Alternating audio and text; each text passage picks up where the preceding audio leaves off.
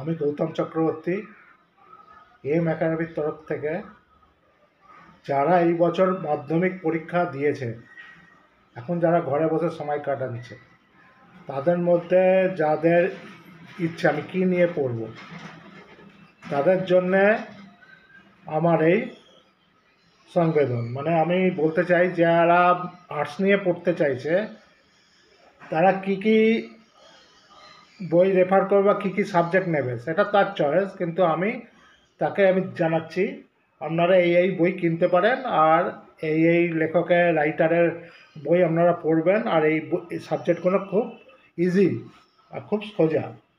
যেমন আপনার কাছে আছে দর্শন, মানে এই বইটা, এইটা হচ্ছে দর্শনের উচ্চ মাধ্যমিক দর্শন, সমরেন্দ্র ভট্টাচার্য।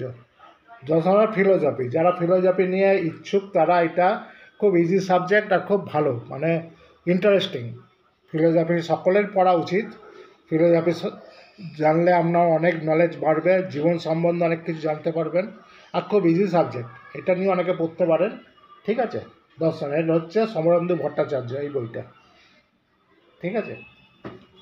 এছাড়া যারা ভূগোল নিয়ে পড়তে চায় তাদের জন্য আধুনিক ভূগোল একাদশ শ্রেণী, ডক্টর হাজরা, অধ্যাপক দাস, দুলাল দাস, বুক ইন্ডিয়ার বই। এই বইটা তোমরা কিনে পড়তে পারো, এটাও খুব ভালো, মানে যারা ভূগোল নিয়ে ইচ্ছুক, ভূগোলের জন্য বেস্ট বুক, ঠিক আছে। যারা রাষ্ট্রবিজ্ঞান নিয়ে পড়তে চায়, রাষ্ট্রবিজ্ঞান এটাও জন্য ছায়া কোম্পানির নিমাই প্রামাণিক এর বই খুব ভালো, একাদশ শ্রেণীর রাষ্ট্রবিজ্ঞানের রূপরেখা, নাম হচ্ছে রাষ্ট্রবিজ্ঞানের রূপরেখা। এছাড়া যারা এডুকেশন নিয়ে পড়তে চায়, এডুকেশন শিক্ষা বিজ্ঞানের ভূমিকা, একাদশ শ্রেণী, এর হচ্ছে ডক্টর অমলেন্দু মজুমদার আর সুনিপা দেব ব্যানার্জি, ক্যালকাটা বুক হাউসের বই। এই বইটা তারা কিনতে পারো।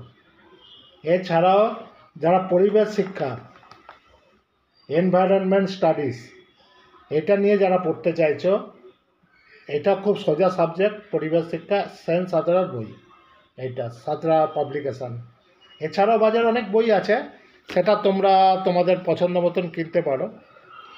এইটা দেখানো ছাড়াও আমি তোমাদেরকে এবার থেকে আর্টসেরও ক্লাস নেওয়া শুরু করব, অল্প অল্প করে, রোজ একটু একটু করে পড়াবো, একটু একটু করে তোমরা শিখবে।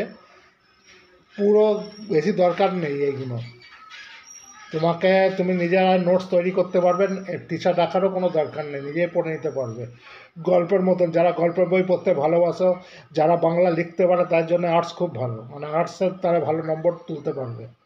নিজের লেখা যাদের প্র্যাকটিস আছে, গল্পের মতন পড়লেই হয়ে যাবে এইগুলো। তাদের জন্য আমি শুধু আর্টস নয়, সায়েন্স আর কমার্সের কী কী সাবজেক্ট আছে, কী রকম পড়বে সেটাও জানাবো, ঠিক আছে। তা আজকের মতন এখানে শেষ করছি।